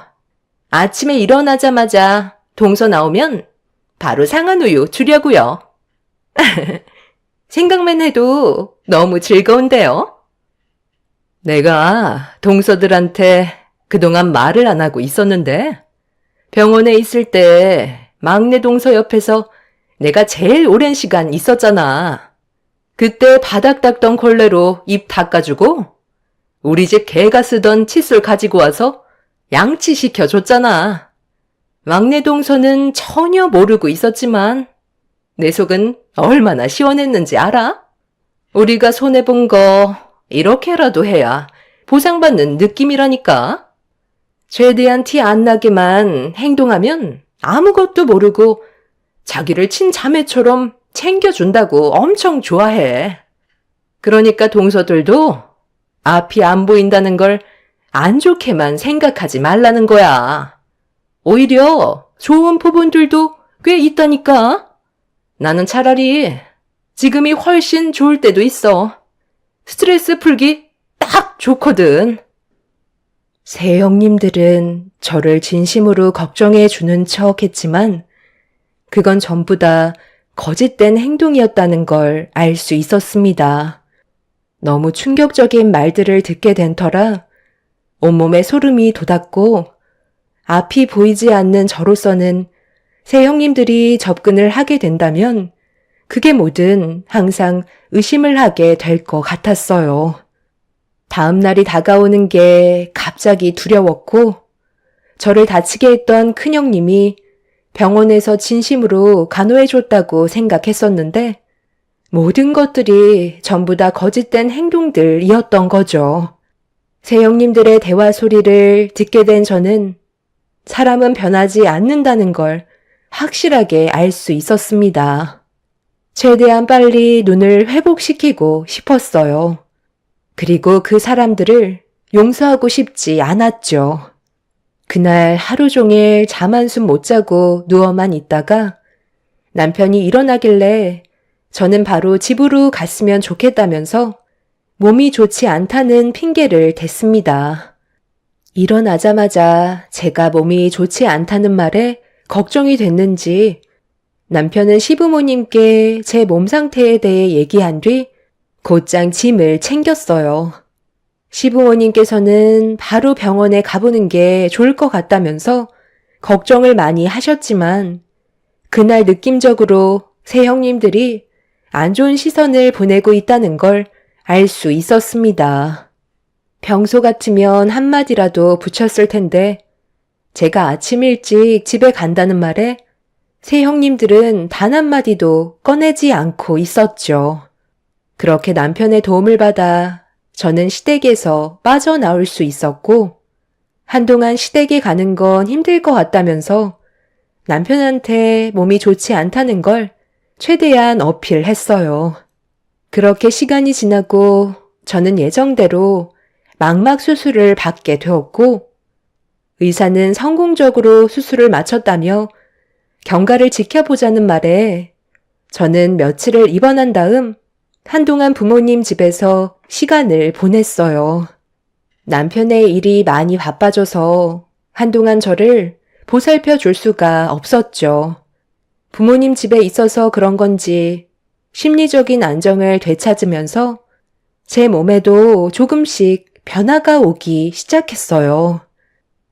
검게만 보였던 시야에 조금씩 빛이 들어오고 있었습니다. 그렇게 며칠이 지나자 사물의 형태를 알아볼 수 있을 만큼 좋아졌고, 병원에서는 경과가 좋다며 앞으로 관리만 잘한다면 훨씬 더 좋아질 수 있을 거라는 희망적인 말을 들을 수 있게 되었어요. 부모님과 저는 그날 기쁨의 눈물을 흘렸지만 남편한테는 비밀로 했어요. 제 몸 상태가 어떤지 형님들의 귀에 들어가는 걸 원하지 않았습니다. 완벽하게 좋아진 다음 제가 직접 형님들이 저를 그동안 어떻게 대했는지 전부 다 확인해 보고 싶었죠. 그래서 부모님께도 남편에게는 비밀로 해달라면서 완벽하게 앞을 볼 수 있을 때 제가 직접 얘기하겠다며 부탁드렸었죠. 매일 아침에 눈을 떴을 때 남편은 저에게 눈이 어떤 것 같냐고 물어보고 있었지만 저는 크게 변화된 게 없다며 조금 더 시간이 필요할 것 같다는 말로 대충 둘러댔어요. 이미 저는 남편의 얼굴을 볼 수 있을 정도로 회복이 된 상태였죠. 제가 아직 잘 안 보인다고 얘기하자 남편은 시댁에는 나중에 가야 될 것 같다고 시모에게 전화를 걸었어요. 알고 보니 시부모님 결혼 기념일이라 시댁에서 식사 모임이 있는 것 같아 남편과 대화 끝에 시댁에 가기로 결정하게 되었습니다. 그렇게 주말에 저희 부부는 시댁에 가게 되었고, 저는 남편의 도움을 받아 차에서 내리는 순간 그동안 계획했던 것들을 준비했어요. 새 형님들의 실체를 제가 두 눈으로 확인하고 그 사람들이 저에게 어떤 행동을 했는지 확실하게 파헤칠 생각을 가지고 있었습니다. 그렇게 시부모님의 부축을 받으며 거실에 앉아있자 새 형님들이 저를 보러 우르르 몰려들었어요. 안 보이는 척 연기를 하고 있었는데 큰 형님이 먼저 저에게 말을 붙여왔습니다. 형님들은 제가 보이는 줄도 모르고 서로 키득거리며 웃고 있었어요. 시모는 가족이 다 모였으니 서둘러 음식 준비하면 될 것 같다고 얘기하자 새 형님들은 주방으로 들어가더니 무언가를 열심히 준비하고 있었습니다. 저는 남편한테 거실에 앉아 있는 것보단 형님들과 대화라도 좀 하게 주방에 앉아 있고 싶다며 도와달라고 부탁했어요. 눈이 안 보이는 척 연기를 계속하는 건 힘들 것 같아 다른 곳으로 시선을 돌린 상태로 새 형님들이 음식 준비하는 걸 보고 있었습니다. 시모가 주방으로 들어오자 큰 형님은 저를 바라보면서 시모가 저를 위해 곰국을 끓여줬다고 많이 먹어야 된다면서 걱정해주는 척 대화를 시도했어요. 그런데 시모가 주방에서 다시 나가자 새 형님들의 표정이 순식간에 바뀌더니 서로 무언가 속닥거리며 충격적인 일을 저지르고 있었습니다. 저는 두 눈으로 모든 걸 다 지켜보고 있었죠. 정말 입이 다물어지지 않을 만큼 경악스러운 새 형님들의 행동은 온몸이 부들부들 떨릴 정도로 저를 분노하게 만들었습니다. 그날 저녁 저는 너무 충격을 받아 식사를 제대로 하지 못한 채 방으로 들어올 수밖에 없었어요.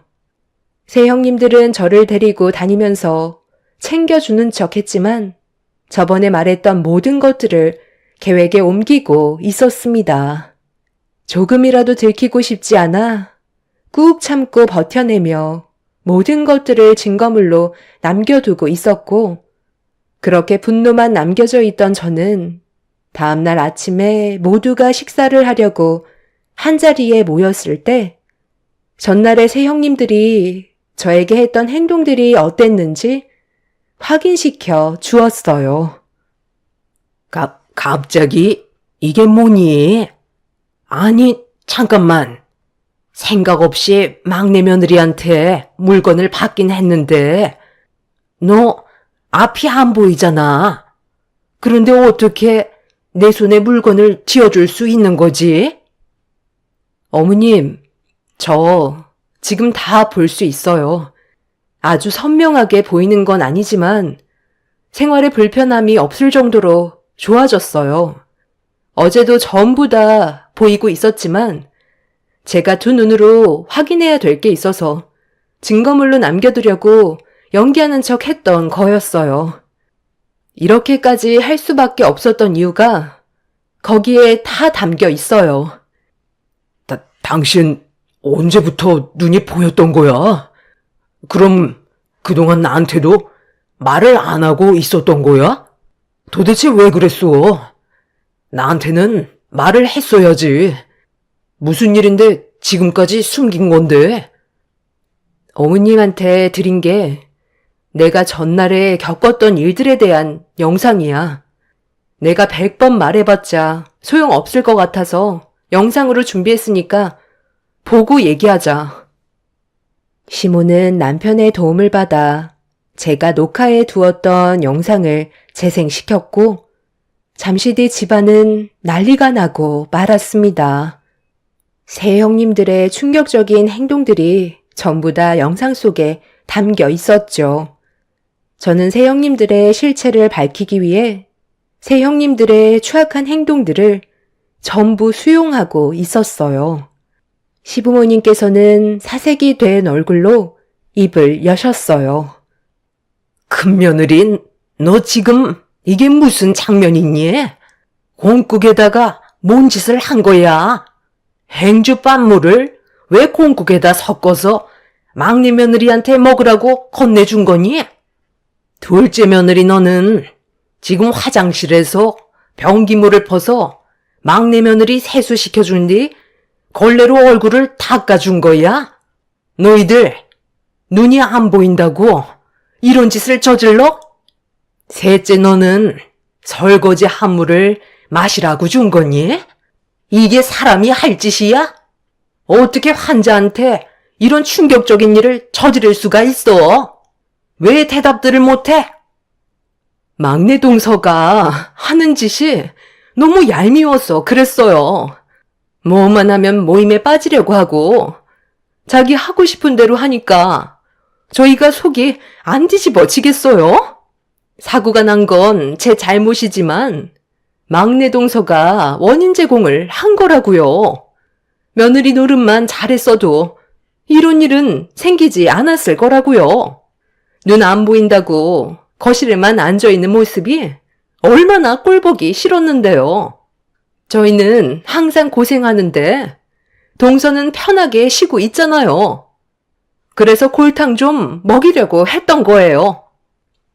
정말 너무들 하시네요. 저는 제 상황에 맞게 최선을 다했는데 어떻게 앞이 안 보이는 걸 이용해서 저에게 이런 행동을 할 수 있어요? 저는 그냥 넘어가지 않을 거예요. 그래서 뭐 어떻게 할 건데?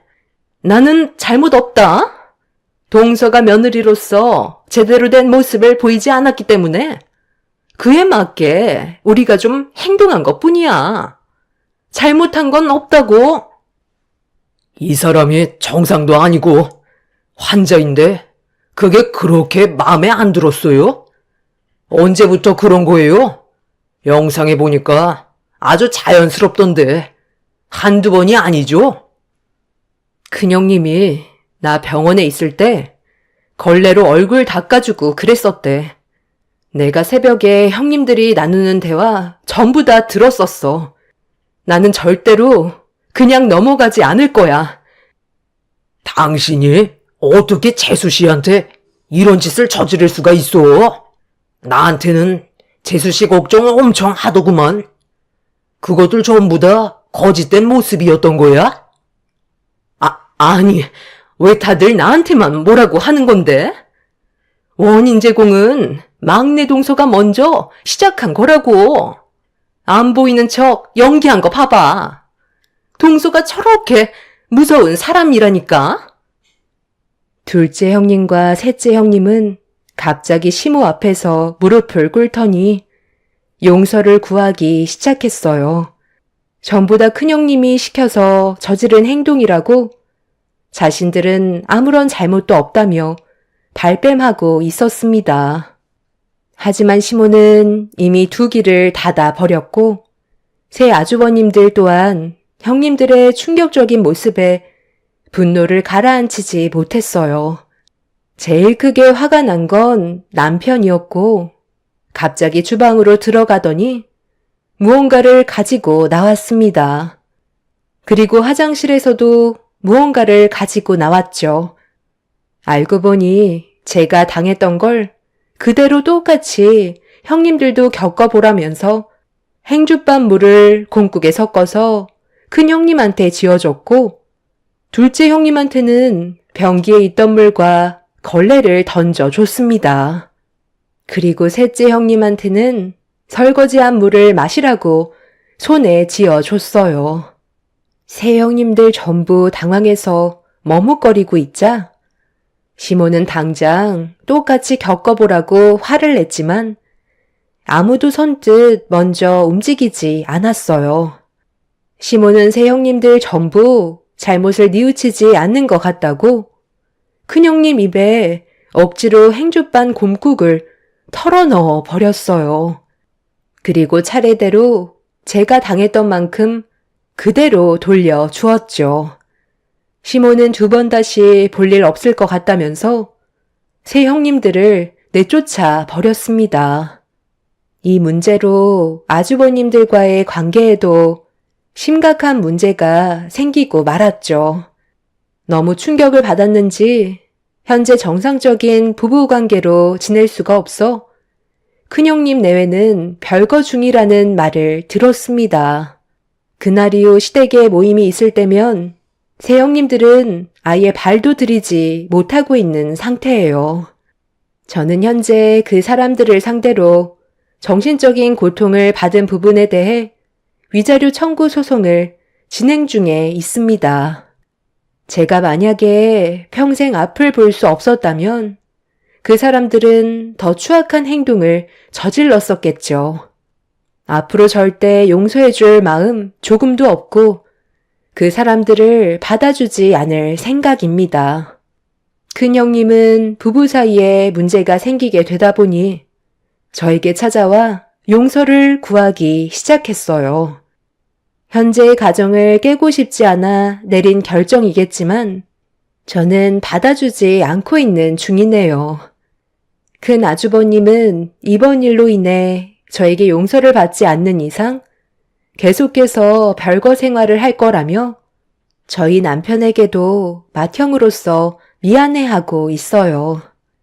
남편도 절대로 받아주지 말라고 새 아주버님들한테 억울한 눈물까지 흘린 상태라 이 사태는 좀처럼 쉽게 좋아질 수 있을 것 같지는 않습니다.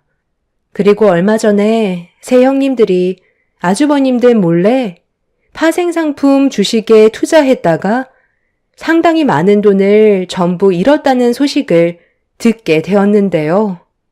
아마 더 이상의 관계 유지는 힘들 것 같아 보이네요. 정말 두 번 다시 보고 싶지 않은 사람들입니다. 저는 지금 현재 두 눈이 많이 회복이 된 상태이지만 꾸준하게 치료를 받고 있어요. 앞을 볼 수 있다는 게 얼마나 중요하고 행복한지 이번 일을 통해서 다시 한번 깨닫게 되었어요. 앞으로 제 삶에는 웃는 날만 가득했으면 좋겠습니다. 제 사연 들어주신 여러분들께서도 행복이 가득하시길 바랍니다. 감사합니다. 안녕하세요. 저는 현재 남편과 이혼을 한 지 한 달 된 40대 초반 여자입니다. 지금도 그날 겪었던 충격적인 일로 인해 정신과 치료를 받고 있을 정도로 힘겨운 삶을 살아가고 있습니다. 사람은 자신이 원하는 걸 얻기 위해선 무슨 짓이든 다 할 수 있다는 걸 이번 일을 통해 확실하게 알 수 있었어요. 여러분들께서도 아마 제 사연을 듣게 되신다면 전혀 예상하지 못한 전 남편의 행동에 엄청난 충격을 받게 되실 테고 제가 왜 이혼을 했는지 이해하실 것 같습니다. 저희 부부관계에 문제가 생기기 시작한 건 6개월 전부터였어요.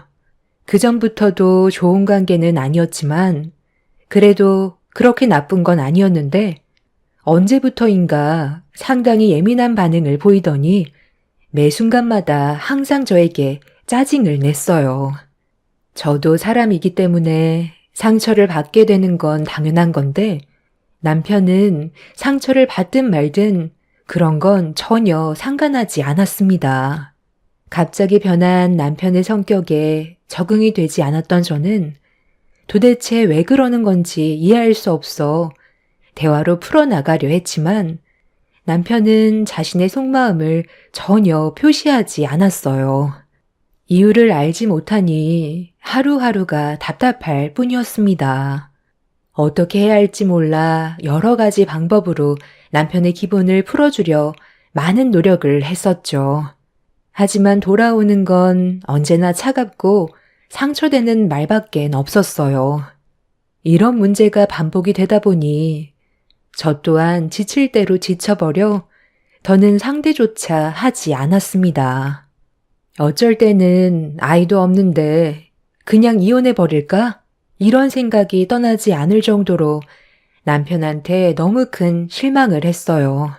이런 심각한 부부관계에 제가 버틸 수 있었던 건 시모가 항상 저를 딸처럼 대해주셔서 남편이 서운하게 해도 그냥 넘길 수 있었습니다. 하지만 날이 가면 갈수록 남편의 지나친 행동은 저를 점점 지치게 만들었어요. 결국 이 문제로 인해 시모 옆에서 대판 싸우게 되었고 제 입에서 이혼 얘기까지 나와 버렸습니다. 차라리 당신이랑 이혼하는 게 좋겠어. 나 이렇게는 도저히 못 살아. 요즘 나를 왜 못 잡아먹어서 안달인데? 잘못한 것도 없는 나한테 화를 내는 이유가 뭐야? 네가 그냥 내 옆에 있는 것 자체가 짜증이 나는 걸 어떻게 아냐? 너도 싫고 병들어 움직이지 못하는 우리 엄마도 짜증이 난다고. 도대체 언제까지 이렇게 살아야 되는지 모르겠어. 정말 지긋지긋하다고. 너는 하는 행동 모든 게 답답하고 엄마는 맨날 죽겠다는 소리를 입에 달고 있으니 내 기분이 어떻겠소? 어머님이 건강이 안 좋으시니까 당연한 거지. 그리고 어머님이 이렇게 된 게 누구 때문인데? 네가 술을 마셔도 적당히만 먹었으면 이런 일은 없었을 거라고. 몸조차 가누지 못할 정도로 퍼마시고 집으로 걸어오다가 아들 걱정된다고 밖에서 한참 동안 기다리신 어머님이 술 취한 너를 발견하고 서둘러 걸어갔는데 달려오는 차와 부딪힐 뻔했던 거, 어머님이 뛰어들어서 네가 목숨을 건질 수 있었던 거 기억 안 나? 그런데 방금 뭐라고 그랬어? 너를 낳아주고 목숨까지 구해줬는데 병들어서 짜증이 난다고? 정말 제정신이 아니구나. 어머님 다리 저렇게 된 거 평생 잘못을 뉘우치며 살아도 모자랄 판에 어디서 큰 소리야? 내가 언제 구해달라고 그랬어? 엄마가 자의적으로 선택해서 일이 이렇게 된 것뿐이잖아. 그래서 뭐 어쩌라는 건데? 이미 한쪽 다리 없는 거 내 다리라도 떼서 붙여주면 되는 거야? 나는 엄마가 이 세상에서 하루빨리 사라져줬으면 좋겠어. 엄마 때문에 되는 일도 하나 없다고. 차라리 그때 그냥 떠나지 그랬어. 저는 더는 남편의 버릇없는 행동을 들어줄 수가 없어 시모가 보는 앞에서 얼굴에 손을 올려 버렸어요. 뺨을 맞게 된 남편은 본인도 화가 치밀었는지 제 뺨에 손을 올렸고 상황이 심각해지자 시모는 힘든 몸으로 남편한테 기어가 발목을 잡은 뒤 눈물을 흘리시면서 나중에 후회하지 말고 저한테 잘해야 된다며 괴로워하셨습니다. 교통사고로 인해 시모는 한쪽 발을 잃게 된 이후 함께 생활하게 됐었는데 여러 가지로 불편한 점들이 많아지게 되자 남편은 그런 삶이 싫었는지 불만은 날이 갈수록 더 심해지고 있었어요. 서로 계속 얼굴을 붉힌다면 결국 남는 건 상처밖에 없기 때문에 저와 시모는 최대한 좋게 지내려고 정말 많은 노력을 했었지만 달라지는 것도 없었죠. 집 밖으로 뛰쳐나간 남편의 뒷모습을 보면서 앞으로 어떻게 살아야 할지 너무 걱정이 됐었어요. 시모는 모든 게 본인 탓이라며 힘들어했고 저는 그런 시모를 위로하며 남편이 예전의 모습으로 다시 돌아올 수 있을 거라고 안심시켜 드렸지만 저 또한 남편 때문에 정신적으로 너무 힘이 들었어요. 어떻게 해야 할지 몰라 괴로웠고 하루빨리 이런 불안한 생활이 끝나길 간절히 바라는 것 말곤 제가 할 수 있는 건 아무것도 없었어요. 그렇게 남편과 저는 안 좋은 관계를 계속 유지하면서 힘든 날들을 보내고 있었는데 어느 날 남편이 짐을 챙기고 있길래 뭐 하는 거냐고 물어보니 그동안 자기가 했던 행동들에 대해 뉘우치는 게 많다면서 시모가 교통사고가 난 이후 다리를 잃은 것 때문에 정신적 충격이 너무 커서 힘들었었다는 말을 했어요. 그리고 앞으론 행복하게 살고 싶다며 함께 여행을 가기 위해 준비 중이라고 갑자기 변한 모습을 보이길래 저와 시모는 당황해 아무 말 없이 남편을 바라만 보고 있었습니다. 짐을 전부 싼 남편은 소파에 앉아있는 시모를 안아들어 밖으로 나가 차에 올려 태우길래 너무 놀라 화를 내게 되었죠. 어머님이랑 내 의견은 아무 상관없다는 거야? 왜 이렇게 막무가내로 행동하는 건데? 계획도 없이 떠나는 게 어디 있어? 끝까지 당신 멋대로 할 거야? 너는 필요 없으니까 빠져. 엄마랑 나랑 단둘이 여행 떠날 거야. 하루라도 잔소리 안 하는 날이 없지. 이번만큼은 방해하지 마. 내가 원해서 하는 거니까. 네가 어머님을 어떻게 챙길 건데? 장애가 생기신 이후 단 한 번도 돌봐드린 적 없었잖아. 이건 옳은 방법이 아닌 것 같으니까 충분히 상의하고 우리 관계 어느 정도 정리가 된 다음 서로 마음이 진정이 됐을 때 다시 계획하는 게 좋겠어. 어머님도 이런 기분으로 여행을 떠나고 싶어 하실 것 같아? 제발 내 일에 방해 좀 하지 마. 엄마랑 여행 좀 가겠다는데 네가 뭔 상관이야? 그동안 너무 못해드린 것 같아. 바람 좀 쐬러 가는 것뿐이라고. 남편은 차 문을 잡고 있는 저를 밀친 뒤 출발을 했고 그 모습을 바라만 볼 수밖에 없었습니다. 시모는 저에게 걱정하지 말라면서 문자 한 통을 보냈습니다. 다리가 불편하시기 때문에 옆에서 계속 신경 써드려야 하는데 남편이 시모를 잘 보살펴 드릴 수 있을지 너무 걱정이 많았어요. 저는 시모에게 도착하시는 대로 목적지가 어딘지 알려달라고 부탁을 했어요. 그렇게 시모와 문자로 대화를 주고받고 있었는데 어느 순간부터 연락이 되지 않더라고요. 그리고 뒤이어 남편한테 모자지간 즐거운 시간 보내다 들어갈 거니까 더 이상 연락하지 말라는 문자 한 통 남긴 채 더는 소식이 없었습니다. 남편과 시모가 걱정이 돼서 전화를 해봤지만 핸드폰은 꺼져 있었고 그렇게 며칠 동안 연락 두절인 상태로 불안한 마음을 가지고 시모와 남편이 하루빨리 집으로 무사히 돌아오길 기다리고 있었는데 늦은 저녁 깜빡 잠이 들었던 상태에서 남편한테 갑자기 전화가 왔어요. 그동안 연락 한 통 없던 사람이 갑자기 전화를 했길래 너무 놀라 급하게 통화 버튼을 눌렀는데 수화기에서 들려오는 소리는 남편의 울음소리였고 오열을 하면서 병원이라며 시모가 세상을 떠났다는 믿을 수 없는 충격적인 말을 꺼내 놓았습니다.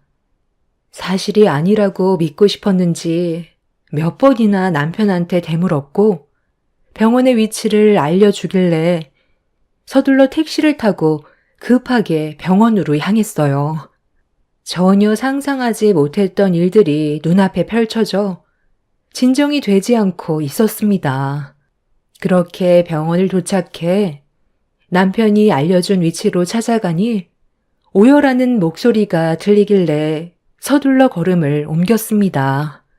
그리고 눈앞에 펼쳐진 광경을 보는 순간 저 또한 그 자리에서 주저앉을 수밖에 없었어요. 하얀 천으로 뒤덮여 있는 시모를 보게 되었고 형체를 알아볼 수 없을 만큼 온몸이 화상을 입은 상태로 굳어져 있었습니다. 떨리는 목소리로 남편한테 어떻게 된 거냐고 물어볼 수밖에 없었어요. 지금 이게 어떻게 된 거야? 분명 최대한 조심히 다녀오라고 했었잖아. 그런데 왜 갑자기 어머님이 세상을 떠나게 된 거냐고. 어떻게 차가 화재로 덮일 수 있냐는 거야. 모르겠어. 내리막길에 잠깐 차를 세워놨었는데 볼일을 보고 돌아왔는데 차가 기둥을 부딪힌 상태로 화재가 나고 있었어. 나도 지금의 상황을 믿을 수 없는데 왜 화를 내고 그래? 엄마랑 좋은 시간 보내고 있었고 기분 좋게 집으로 돌아오는 길이었다고. 화재로 뒤덮인 차량을 나 혼자 해결할 수가 없어. 119에 도움을 요청했었는데 불길이 너무 커져서 진압하는데도 상당히 오랜 시간이 걸렸었어. 얼굴을 못 알아볼 정도로 온몸이 녹아내렸고 손을 쓸 수 없었던 나 자신이 너무 한심스러웠어. 전부 내 탓이야. 당신 말을 들었더라면 이런 일도 생기지 않았을 텐데 괜히 고집 부려서 내 손으로 엄마를 떠나게 만든 거라고. 그러니까 나중에 같이 가자고 했잖아. 당신 기분 내키는 대로 움직이니까 이런 사고가 터진 거 아니야. 내가 옆에 있어줬어 봐. 이런 일은 전혀 일어나지 않았다고. 남편은 주저앉아 오열을 하면서 괴로워하고 있었어요. 남편을 원망한다고 시간을 되돌릴 수도 없었던 상태라 저 또한 너무 큰 충격을 받아 맨정신으로 버티는 게 너무 힘이 들었어요. 결국 남편의 생각 없는 행동으로 인해 얻게 된 결과로 시모는 세상을 떠나게 되었고 그렇게 장례식을 진행하게 되었습니다. 경찰은 단순 사고사로 처리를 했지만 저는 남편이 다리를 잃은 시모가 짐스럽게 느껴져 사고사를 위장해 세상을 떠나도록 치밀한 범죄를 저질렀다는 의심을 떨쳐버릴 수가 없었어요. 하지만 제가 남편이 잘못을 저질렀다는 진실을 알아낼 수 없었기에 경찰의 말을 믿을 수밖에 없었고 정신없이 시모의 장례를 치르고 있었는데 남편이 제 팔을 잡고 휴게실로 끌고 갔어요. 갑작스러운 돌발 행동에 남편의 팔을 뿌리치며 화를 냈어요. 네가 일부러 어머님 저렇게 만들었지? 생명보험 노리고 저지른 행동 아니야? 내가 모를 줄 알아? 갑자기 어머님이랑 여행 간다고 할 때부터 의심스러웠어. 그게 뭔 소리야? 내가 왜 그런 쓸데없는 짓을 저지르겠어? 경찰들도 단순 사고사라잖아. 나는 좋은 뜻에서 여행을 간 거지. 다른 뜻은 없었다고. 이상한 생각할 시간에 조문객들이나 잘 좀 챙겨. 조금 있다가 임직원분들 오신다니까 깍듯하게 모셔. 알겠어? 느려 터지게 행동하지 말라는 거야. 그렇게 불안하면 네가 하면 되잖아. 임직원도 똑같은 사람이야. 장례식장에서 뭘 얼마나 신경 써달라는 거야. 조문객이 당신 회사 사람만 있는 건 아니잖아. 그래서 내 말을 안 듣겠다는 거야? 우리 엄마 장례식장에서 얼굴 붉혀야 되겠냐고. 계속 이런 식이면 나도 좋게 넘어갈 수 없어. 나 지금 상당히 예민하거든? 건드려서 좋을 거 하나 없으니까 좋은 말 할 때 시키는 대로 해. 너도 우리 엄마 장례 망치고 싶지 않잖아. 내 말 알아들었으면 당장 준비해. 남편은 시모가 떠난 이후 전보다 저를 더 막대했어요. 서로 안 좋은 말을 주고받고 있었는데 밖에 상당히 많은 조문객이 찾아왔는지 시끌벅적하길래 남편이 밖을 살폈는데 저보고 빨리 나가서 조문객 챙기라고 등을 떠밀었어요. 위로해주기 위해 찾아온 회사 사람들은 남편과 대화를 주고받고 있었고 저는 정신없이 식사를 준비해 주었습니다.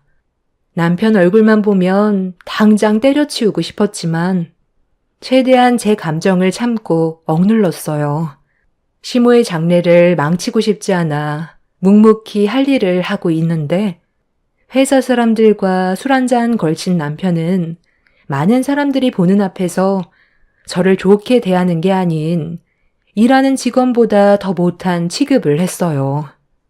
그런데 잠시 뒤 회사에서 꽤 높은 위치에 있는 분들인지 몇몇 분들이 걸어오자 남편과 회사 사람들이 전부 자리에서 일어나 깍듯하게 90도로 인사를 하고 있었습니다.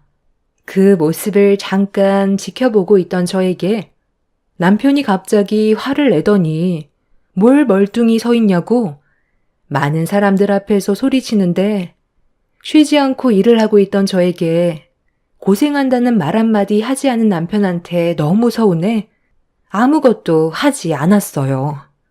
그리고 본인의 말을 따르지 않고 움직일 생각을 하지 않는 모습을 보던 남편은 충격적이게도 제 얼굴에 뺨을 올렸습니다. 그 순간 장례식장 안은 침묵이 흘렀고 저는 결국 울분을 토해냈어요. 넌 일생에 도움이 안 돼. 우리 회사 임직원분들께서 오셨는데 빨리 육개장 내올 생각은 하지 않고 뭘 쳐다만 보고 있어? 꼭 화를 내야 움직일 거야? 네가 감히 내 얼굴에 손을 올려? 이 많은 사람들이 보는 앞에서 술 마셨다고 지금 눈에 뵈는 게 없니? 너한테 회사 임원은 중요하고 결혼한 마누라는 함부로 막대해도 된다는 거야? 내가 지금 여기 좋아서 붙어 있는 줄 알아? 네가 제대로 일 처리를 못할까 봐 돌아가신 어머님이 너무 불쌍해서 장례식 도와주고 있는 건데 육개장 그거 조금 늦게 내보냈다고 내 얼굴에 손을 대? 오늘 네가 나한테 한 일에 대해서는 장례가 끝나고 고소할 거니까 콩밥 먹을 준비나 하라고. 너 지금 나 개망신 주려고 작정한 거지? 우리 회사 사람들 왔으면 내가 뭐라고 말하기도 전에 알아서 알아채야지. 어딜 감히 집안의 가장인 나한테 고개를 쳐들고 있어? 어차피 너도 끝이야. 내가 너랑 더 이상 살아갈 이유가 없는데 굳이 붙어 있을 필요 없잖아. 우리 엄마가 나를 위해 남겨준 생명보험으로 재출발할 거라고. 술을 얼마나 많이 마신 건지 앞뒤 분간하지 못하는 모습에 남편의 회사 사람들이 말렸지만 그럴 때마다 남편은 자기가 잘한 행동인 것처럼 저에게 삿대질을 하면서 장례식장을 난장판으로 만들었어요. 앞뒤 분간하지 못하는 남편을 더 이상 상대하고 싶지 않아 자리를 피하는 게 좋을 것 같다는 판단에 밖으로 나가려는데 뒤쫓아오던 남편이 제 머리채를 잡아 바닥으로 패대기를 쳤어요. 집안의 가장이 말도 끝나지 않았는데 자기를 무시한다면서 더 난리를 치고 있었습니다. 더는 사람으로 취급해줄 필요 없을 것 같아 남편의 뺨을 사정없이 올려친 뒤 장례식장을 빠져나오려 신발을 신으면서 우리 관계는 정말 끝이라고 소리를 치는 순간 계단에서 누군가 천천히 걸어 내려오고 있었어요. 그런데 한 사람은 누군가에게 부축을 받고 있었습니다. 그 광경을 제 두 눈으로 목격하자마자 입을 다물지 못했고 장례식장 안에 있던 많은 사람들은 수군거리기 시작했습니다. 부축을 받으면서 내려온 사람은 충격적이게도 세상을 떠나신 시모가 온전한 몸으로 저를 바라보고 계셨어요. 아가야, 나 살아있다. 세상 떠나지 않았다고. 지금 여기서 뭐하고 있는 거니? 빨리 돌아가자. 저 정신 나간 놈은 이제 내 아들이 아니다. 경찰에 신고했으니까 곧 우리를 도와주러 올 거야. 내가 지금 어디서 오는 길인 줄 아니? 저놈이 글쎄 나를 깊은 산속 창고에 가둬두고 말도 안 되는 일을 저지르고 있었다고. 네가 장례를 치르고 있는 걸 보니 벌써 저놈이 해선 안 될 짓을 했나 보다. 엄마가 이건 사람이 할 짓이 아니라고 끝까지 말렸는데 결국 이를 저질러? 엄마, 도대체 여긴 왜 온 거예요? 제가 그곳에서 지낼 수 있게 모든 걸 마련해 놨었잖아요. 몇 달만 고생하면 우리한테 큰 돈이 들어오는 건데 전부 망치면 어떡해요? 이게 지금 무슨 말이야? 어머님이 살아 계신 것도 충격인데 방금 뭐라고 그랬어? 큰 돈이 들어오니까 몇 달만 고생하면 된다고? 그럼 너는 돈 때문에 이런 일을 저질렀다는 거야? 우리가 먹고 사는데 부족한 것도 아니고 빚도 하나 없이 그동안 금전적으로 여유 있게 살아왔었잖아. 도대체 뭐 때문에 살아계신 어머님을 세상 떠나게 만든 거냐고. 보험금으로 뭐 할 생각이었어? 나랑 이혼까지 생각하고 저지른 이 계획. 네가 원하는 게 있으니까 이런 일을 벌였을 거 아냐? 남편의 머릿속에 계획한 일이 틀어졌는지 말을 이어나가지 못했고 주춤거리면서 저와 거리를 두기 시작했어요. 남편이 도망을 치려 하자 시모를 부축해 주고 있던 한 사람이 남편을 붙잡으라고 지시를 내렸고 같은 회사에 소속되어 있는 높은 분이었는지 그분의 한마디에 많은 직원들은 남편을 에워싸 붙잡고 있었습니다. 알고 보니 시모를 부축해준 사람은 남편의 회사 대표였어요. 장례식장에서 목발을 짚고 걸어 내려오는 시모를 그냥 지나치지 않고 남편의 어머니라는 사실을 전혀 알지 못한 채 대표님이 직접 부축을 해줬던 거였죠. 그리고 한동안 저와 연락이 닿지 않았을 때 남편이 무슨 일을 저질렀는지 전부 다 알고 있었던 시모가 남편이 왜 이런 행동을 했는지 대신 설명을 해줬습니다. 남편은 저와 시모 몰래 절대 해선 안 될 신생 코인에 손을 댔던 일이 있었는데 한순간에 엄청난 돈을 끌어모을 수 있다는 사람들의 소문만 듣고 전 재산을 탈탈 털어 잘못된 투자를 했다가 빚을 지게 된 거였어요. 수습하기에는 금액적으로 너무 크다 보니 해결할 수 있는 방법을 혼자서 찾다가 시모가 생명보험에 가입이 되어 있다는 사실을 알고 보험금을 빼돌릴 고민을 하고 있었는데 때마침 남편 눈앞을 지나가는 한 노인이 시모와 체격도 비슷한데 같은 쪽 다리 하나가 없는 노인을 발견하게 되었고 그때부터 치밀한 계획을 하게 되었던 거죠. 남편한테는 절호의 기회였어요. 무연고자로 가족이란 하나 없이 홀로 외로이 살아온 노인이었습니다.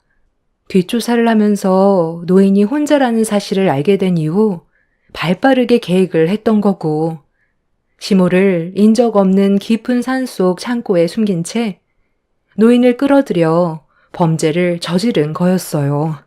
차량 화재로 인해 온몸이 녹아내렸고 한쪽 다리가 없는 모습에 시모가 아닐 거라고는 전혀 의심을 하지 않았습니다. 남편은 장례식장에서 들어오는 부의금과 시모의 생명보험으로 많은 돈을 잃어 손해를 봤던 금전적인 부분을 회복시키려 했던 거였어요. 그런데 더 충격적인 건 남편이 시모를 창고에 두고 왔을 때 일이 잘못되면 돌아올 수 없을지도 모른다는 말에 시모는 보험금만 챙기고 2번 다시 찾아오지 않을 것 같은 느낌을 지울 수가 없어 빠져나오려고 창고 안에 있던 도구로 낡은 문을 쉬지 않고 내려치자 문이 열렸고 힘겹게 사람들이 있는 곳까지 걸어 내려올 수 있게 된 거였어요. 시모는 남편이 벌써 일을 저지르지 않길 바라고 경찰에 신고를 한 뒤 집 근처에서 제일 가까운 장례식장을 찾았는데 때마침 저와 마주친 거였고 남편이 이미 범행을 저질렀다는 거에 괴로워하셨습니다. 옆에서 이 말을 듣고 있던 남편 회사의 대표는 자기를 낳아준 부모를 깊은 산속에 고려장할 생각이었냐고 생명보험금에 눈이 멀어 절대로 해선 안 될 짓을 저질렀다며 손에 잡히는 건 전부 남편을 향해 집어 던졌고 손에 들린 시루떡으로 남편의 얼굴을 세차게 올려쳤어요. 대표님, 잠깐만요. 제 말 좀 들어보세요. 뭔가 오해가 있는 것 같은데요. 제가 보험금만 노릴 생각이었다면 무연고자 노인네를 이용하진 않았겠죠. 저는 생명보험금만 받으면 저희 엄마는 다시 모시고 올 생각이었어요. 아무리 쓰레기라 해도 저를 낳아준 엄마를 해할 정도로 바닥은 아니라고요. 어차피 무연고자 노인네. 장례 치러줄 사람도 없을 텐데 이렇게 떠나면 좋은 일 하나 하는 거고 장례까지 해결해주니 제가 좋은 일 하는 거죠. 어차피 세상 떠나는 거 좀 더 앞당겼다 생각하면 되잖아요. 엄마, 제가 창고에서 뭐라고 했어요? 계획에 실패하면 데려오지 못할지도 모른다고 했지. 엄마가 창고에서 세상 떠나게 방치할 거라곤 말한 적 없었잖아요. 너 말 참 웃기게 한다. 아까 나한테 뭐라고 했어? 나랑도 이혼하고 혼자 보험금 탄 돈으로 새 인생 살 거라고 하지 않았어? 내가 그런 쓸데없는 곳에 돈 투자하지 말라고 그랬지? 버는 사람보다 잃는 사람이 훨씬 많다고 그냥 이대로 조용하게 살길 원했는데 결국 일을 이렇게까지 크게 만들어? 다 너 때문이야. 차라리 그냥 너도 데려가서 그 차에 같이 태워보내 버릴 걸 그랬다. 그 입 좀 어떻게 다물 수 없니? 지금 일이 얼마나 심각해졌는지 알아? 나 때문에 사태가 심각해진 거야? 네가 그 돈 때문에 저지른 범행으로 인해 이런 문제가 생긴 거고 많은 사람들이 피해를 봤다고. 저기 경찰 오고 있네. 하는 행동 보니까 아직 뭘 잘못했는지 전혀 모르고 있는 것 같은데 옥살이 하면서 네가 저지른 행동에 대해 깊이 생각하고 무고하게 돌아가신 그 노인분과 어머님께 평생 사죄하는 마음으로 뉘우치며 살아. 알겠니? 경찰들은 남편을 연행했고 시모도 추가적인 조사를 위해 같이 경찰서로 가게 되었습니다. 그리고 안치실에 있던 시모가 아닌 무연고자였던 노인분은 수사에 대한 결정적인 증거라 장례는 잠깐 미뤄지게 되었죠. 시모와 똑같이 한쪽 다리가 없는 상태에서 혼자 외로이 살아왔던 그 노인분이 사람의 손길이 얼마나 그리웠으면 남편의 게임에 넘어가 범행의 대상이 돼서 세상을 떠나시게 된 게 너무 마음이 안 좋았어요. 남편은 결국 자신이 저지른 범행에 대해 전부 인정을 하게 되면서 수사는 끝이 났고 무용고자였던 그분은 최대한 예를 갖춰 장례를 무사히 끝낼 수 있게 되었습니다. 그리고 남편은 징역 25년을 선고받게 되었죠. 사람의 악함은 한도 끝도 없다더니 자신이 원하는 걸 얻기 위해 치밀한 계획을 세우고 조금의 죄책감 없이 행동을 옮겼다는 거에 너무 큰 충격을 받았어요. 앞으로 징역을 사는 동안 본인의 잘못을 뉘우치게 될지 그건 모르겠지만 세상 떠나게 되는 날까지 2번 다시 얼굴을 보고 싶지 않습니다. 저희 부모님께서도 남편의 충격적인 행동에 많이 놀라셨고 제가 큰일을 당하지 않았다는 것만도 다행이라며 저와 함께 한동안 정신과 치료를 받으셨습니다.